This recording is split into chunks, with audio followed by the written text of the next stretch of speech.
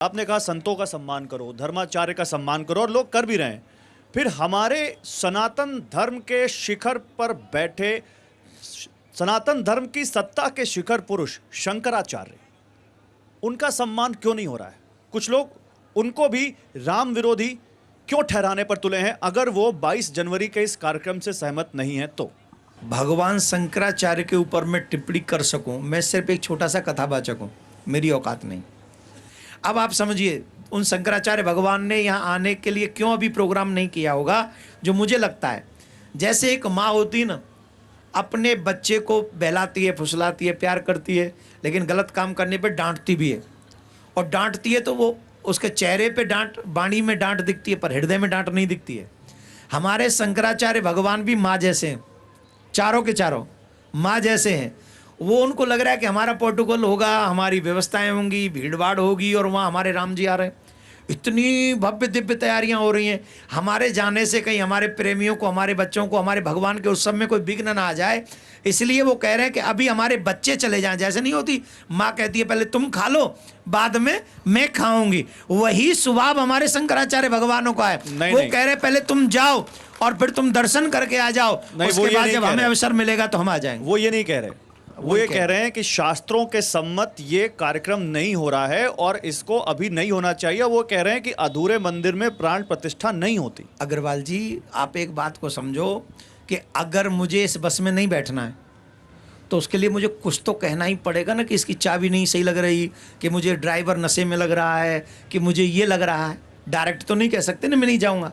तो वो चाहते हैं, हम सबका हित हैं, हम सबका भला चाहते हैं।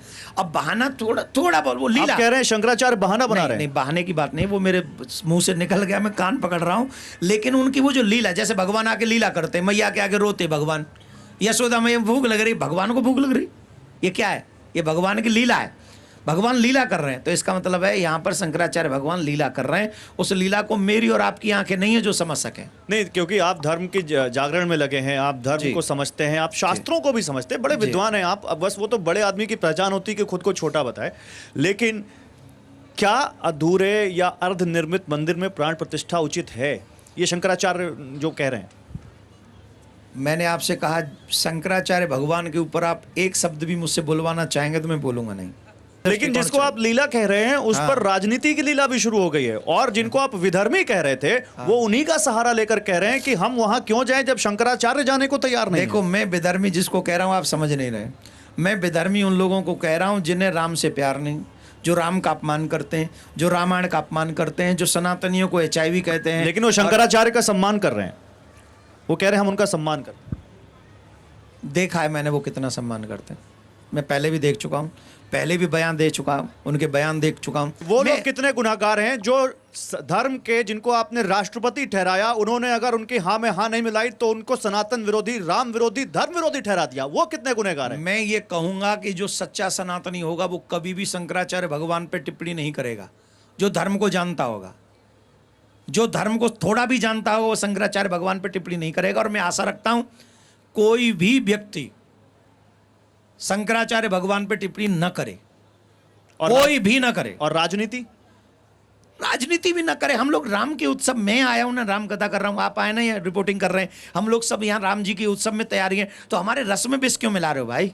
आनंद लो, चकाचक। राम जी आ रहे हैं, 500 वर्ष बाद आ रहे हैं, फिलहाल तो जय श्री राम बोलो, चकाचक आनंद लो। और घर में अगर थोड़ी बहुत वैसी बात हो भी जाए, हम लोग घर में भीतर लड़ेंगे, मंच पे थोड़ी लड़ते हैं। हम आपको एक भजन सुनाते हैं। दुनिया चले न श्री राम के बिना, दुनिया चले न श्री राम के बिना, राम जी चले न हनुमान के बिना। दुनिया चले न श्री राम के बिना, राम जी चले न। जब से रामायण पढ़ ली है, एक बात तो मैंने समझ ली है। जब से रामायण, एक बात तो मैंने, वो बात क्या समझी? रावण मरे न, मरे न, मरे न, रावण मरे न श्री राम के बिना, रावण मरे न श्री राम के बिना, लंका जले न हनुमान के बिना। रावण मरे न श्री राम के बिना, लंका जले न हनु, हाँ दुनिया चले न श्री राम के बिना, राम जी चले ना हनुमान के बिना, दुनिया चले ना।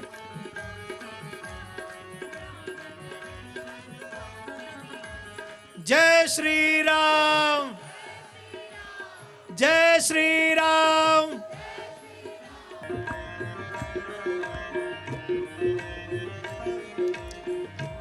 तो राम आएंगे और राम आए ही चुके हैं। राम हमेशा से अयोध्या में रहे हैं। राम अपने भव्य और विशाल अद्भुत मंदिर में आएंगे और उनके उस स्वागत के लिए पूरी अयोध्या, पूरा भारतवर्ष, पूरा संसार, पूरी दुनिया तैयार है। और कथावाचक देवकी नंदन जी से अच्छा और कौन हो सकता है उनके स्वागत के लिए, इस तरह बताने के लिए और इस तरह से राम धुन में हम सबको सराबोर करने के लिए।